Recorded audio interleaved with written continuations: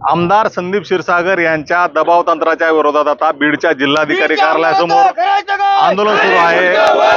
या ठिकाणी शेकडो कार्यकर्ते एकत्र आले आहेत आणि विकास कामात संदीप क्षीरसागर खोडा घालत असल्याचा आरोप आता हे कार्यकर्ते करत आहेत। आपण त्यांच्याकडून जाणून घेऊया नेमकं कशा पद्धतीने हे सगळं सुरू आहे, काय सांगाल? आरोप करताय तुम्ही संदीप क्षीरसागर हे दबाव तंत्र वापरतायत, काय नेमकं दबाव तंत्र?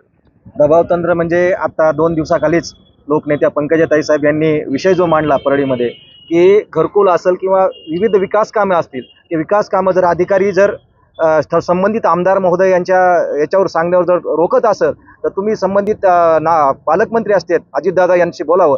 आणि दुसरी सांगायची गोष्ट म्हणजे माजी खासदार प्रीतमताई साहेब मुंडे यांनी बीड नगर परिषदला 2 कोटी रुपयाचा निधी दिला होता, 20 कामं आले ते, परंतु ते मस्के कन्स्ट्रक्शननी ज्यावेळेस मस्के हे भाजपातून राष्ट्रवादीमध्ये गेले त्यांनी ते कामं 20 शहराचे अडवलेले आहेत। आणि सध्या ते आम्ही ज्यावेळेस त्यांच्याकडे जातो वर्क ऑर्डर वगैरे ज्या संबंधित अधिकारी आहेत सार्वजनिक बांधकामचे त्यांना जर सांगितलं ते म्हणतात त्यांच्याशी भेटा, टक्केवारी ठरवा, नंतर तुम्ही कामं करा। म्हणजे याच्यामुळे विकास निधी किती खोडा घातला जातो हे आपलं जिवंत या मूर्तिवंत उदाहरण या शहराचं आहे।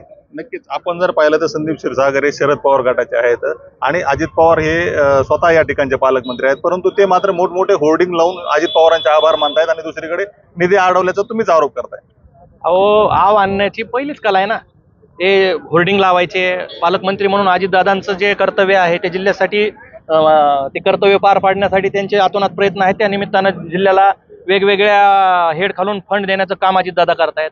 आता हे बॅनर लावलं म्हणजे आम्ही पाठपुरावा केला, हे आज नाही साहेब, 2019 पासून ह्याच गोष्टी या शहरामध्ये या विधानसभा मतदारसंघामध्ये चालू आहेत। कोणताही निधी मुंडे साहेब पालकमंत्री असताना सुद्धा एवढा नगरोत्थानचा निधी आला बीड शहराला 100 कोटी, पंकजाताई पालकमंत्री असताना सुद्धा या शहराला जवळपास 350 कोटीचा निधी आणला होता, भुयारी गटार असेल, नगरोत्थान असेल। आणि ह्याच सगळे कामं अडवून त्याचे तोडपाणी करून ते परत कसे चालू झाले किंवा तक्रारी कशा झाल्या आणि पुढं या महोदयांनी केलेल्या तक्रारीचं काय झालं हे सगळं अजून त्याचं कुठंच काही हाक न बोंब आहे।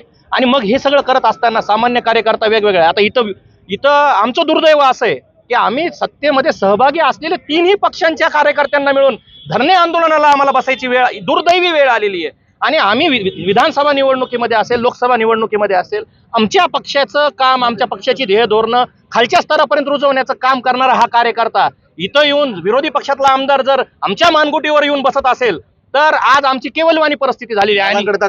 ही तक्रार अजितदादा असतील, मंत्री पंकजाताई असतील, माजी मंत्री आमचे मुंडे साहेब असतील आणि अमरसिंह पंडित साहेब असतील, यांच्याकडे जाणीवपूर्वक ह्या तक्रारी पुराव्यानिशी मांडायच्यात। आणि हे आम्ही लोक आज बोलत नाहीयेत साहेब 4 कामं अडवले म्हणून, आम्ही बीड शहरापासून आज हा ग्रामीणचा विषय तेव्हापासून बोलतो। आज निवडणुकीच्या वेळेला माझ्या घरावर हल्ला झाल्याचा प्रयत्न झाला, 15 दिवसापूर्वी रात्री 1:30 मध्यरात्री माझ्या गाडीवर दगड फेकून लोक गेले। ग्रामीण भागात काय परिस्थिती, किती ग्रामपंचायतचे काम अडवले तर असं तुम्हाला दिसतंय?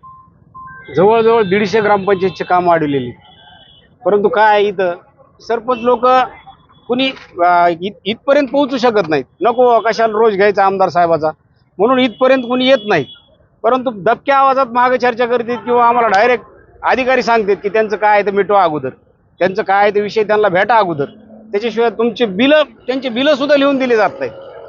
संबंधित जे एजन्सी आहेत PWD असन, जिल्हा परिषद असन, हे जे डायरेक्ट सांगतात की तुम्ही त्यांना भेटा अगोदर, त्याशिवाय आम्हाला काय तुमचं बिल लिहून देता येणार। आता तुमची मागणी मान्य नाही झाली तर पुढचा आंदोलनाचं काय स्वरूप असणार? आज जर आम्हाला मार्कआउट टाकून दिले नाही तात्काळ 8 दिवसाच्या आत तर आम्ही मोठ्या प्रमाणात रस्ता रोको करण्याचं आमचं ठरवलेलं आहे आम्ही।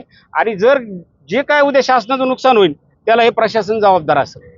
नक्कीच ग्रामीण भागात असेल, शहरी भागात असेल, विकास कामांना आडकाठी आणली जात आहे, कुठेतरी हे कामं थांबवले जात असल्याचा आरोप हे कार्यकर्ते करत आहेत।